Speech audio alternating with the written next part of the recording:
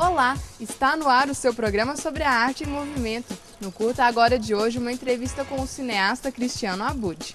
Primeiro, você tem uma boa história, né? Se é uma boa história, fica realmente difícil, assim. Isso é uma opinião pessoal minha, né? Eu não me vejo fazendo um roteiro de uma comédia Sessão da Tarde. Um curta-metragem com mais de 20 prêmios pelo Brasil afora e até internacional. A equipe super entusiasmada, todo mundo muito animado, né, pessoal? E mais, então curta agora.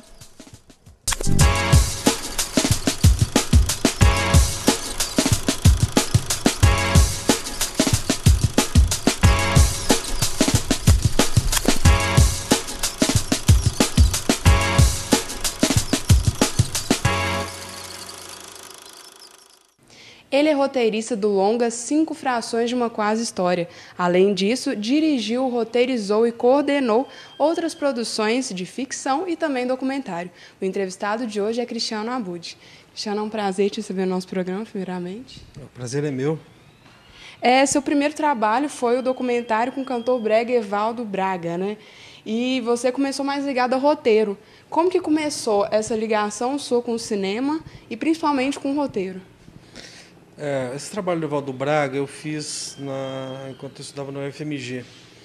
E ele foi importante porque, primeiro, a primeira experiência minha na área do audiovisual, e segundo, porque a gente conseguiu formar um grupo que depois continuou trabalhando junto, de 97 até hoje a gente trabalha junto. Então, esse projeto foi um embrião desse grupo, assim, que agregou mais pessoas, mas que, por exemplo, nós três que produzimos o documentário do Evaldo Braga, participamos como diretores do 5 Frações de uma Quase História, quer dizer, quase 10 anos depois. Então ele tem essa importância também. E foi assim, um documentário que teve uma repercussão muito grande, porque a gente foi descobrindo muitos fãs do Evaldo Braga. Assim, é um hit da internet, no YouTube. Deve ter uns 100 mil acessos, por incrível que pareça, o documentário. E, assim, eu tenho muito orgulho dele ainda. Assim, ele é muito universitário, digamos assim, mas é um trabalho bacana que eu gosto muito. E falando desse grupo, né, que vocês formaram e também de produções em grupo, você roteirizou os 5 Frações de uma Quase História e roteirizou também o Descaminhos, que são produções coletivas. Como que é trabalhar em grupo? Não é muito difícil, não? Bastante difícil, assim, foi um processo traumático, assim, apesar de todo mundo ser amigo, eu não sei se por causa disso ou se isso influenciou mais ainda, mas apesar disso, apesar de todo mundo se conhecer muito bem, respeitar muito o trabalho do outro, eu roteirizei e dirigi um dos episódios, então eu estava numa dupla função, e o filme ainda tinha mais 5 diretores, porque um episódio tem uma dupla que dirige. Então eram 6 diretores, mais o produtor, conversando comigo sobre o roteiro, discutindo o roteiro. Quer dizer, foram meses intensos de discussões, assim, muitas brigas, depois reconciliações, mas realmente não é fácil, não. Eu não recomendo para ninguém tentar fazer um longa coletivo com todo mundo opinando no roteiro, sem ter um roteiro fechado antes, assim. Em relação ao roteiro, como é que é juntar várias histórias em uma quase história, né? Pois eu acho que seria mais fácil se o filme tivesse um diretor só. Uma opinião só sobre isso, né? Porque criar todas as ligações, criar todas as histórias, todo mundo podia opinar num segundo momento sobre todas as histórias e sobre todas as ligações. Isso dificultou um pouco o processo. Eu já sabendo que ia ser um processo difícil, eu comecei trabalhando individualmente com cada diretor, com cada história, para depois mostrar para cada diretor o roteiro do longa inteiro, que eu também já tinha desenvolvido. Mas mesmo assim foi um processo tumultuado, assim, e isso acho que dificultou mais essa questão da ligação das histórias, assim. O maior desafio foi esse, assim. Acho que o maior do que criar essas ligações foi conseguir contentar os 6 diretores e me incluo nesse rol aí. E nesse roteiro você levou um prêmio, né?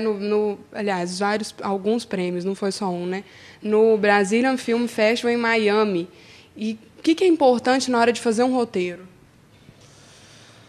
Olha, primeiro você tem uma boa história, né? Se é uma boa história, fica realmente difícil, assim.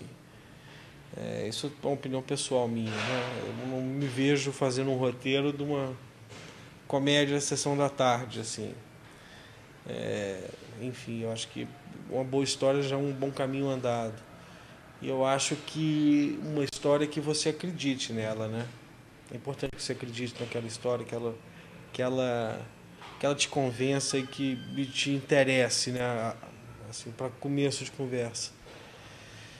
E eu acho que acho que nem depois, antes, você ter uma boa bagagem cinematográfica, ter assistido muito filme, ter estudado bastante, ter lido bastante, conhecer o ofício que é roteirizar para cinema, que é trabalhar com audiovisual, né? Eu acho que essa bagagem era fundamental também na hora de você escrever um roteiro.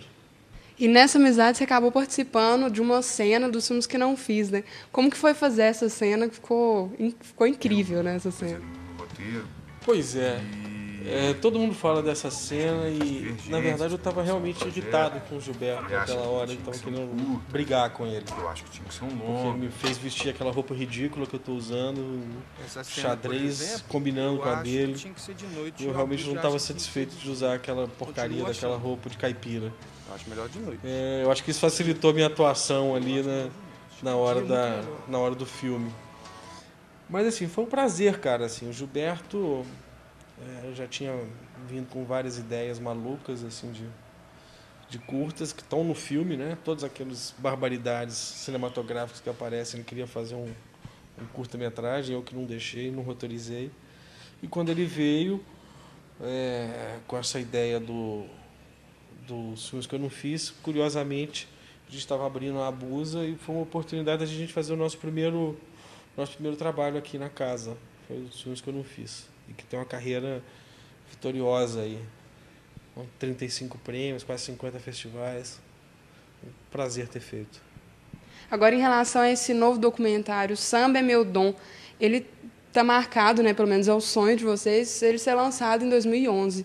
Queria que você me falasse um pouco sobre esse projeto de vocês, sobre o processo do filme e sobre o interesse em trabalhar com o Wilson das Neves.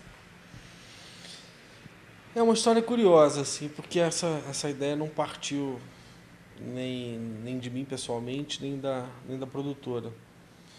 Foi um produtor cultural aqui de Belo Horizonte, chamado Alexandre II, que é amigo do Wilson das Neves, que produziu os shows dele aqui, que teve essa ideia de produzir um documentário sobre a vida e a obra do Wilson das Neves. E veio me apresentar essa proposta.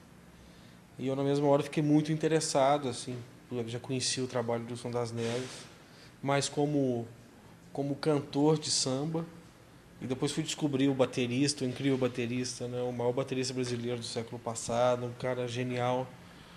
E, enfim, assim, está sendo um prazer fazer esse documentário. Pois é, agora você está também no Festival de Havana, né, com Bala na Cabeça. Me fala desse filme de vocês, que é o único curta, né? Que você começou do processo inverso. Como é que foi isso? Pois depois de ter realizado 2 longas, eu fui fazer um curta, né? Um processo completamente absurdo. Quase 3 anos depois dos 2 longas, assim, acho que é uma coisa inédita. Mas, enfim, foi uma experiência muito boa fazer o Bala na Cabeça. Já circulou em alguns festivais internacionais, já teve em Cartagena, já teve na Itália, já teve em Chicago. E agora me deu essa alegria de ir para o Festival de Havana, que é um dos mais importantes do mundo, né? E está na competitiva oficial lá, e eu estou indo agora em dezembro participar do festival. Estou numa expectativa muito grande, muito feliz de estar lá. Meu sangue. Muito obrigada pela entrevista, espero que você ganhe lá. Muito obrigado. Eu também espero.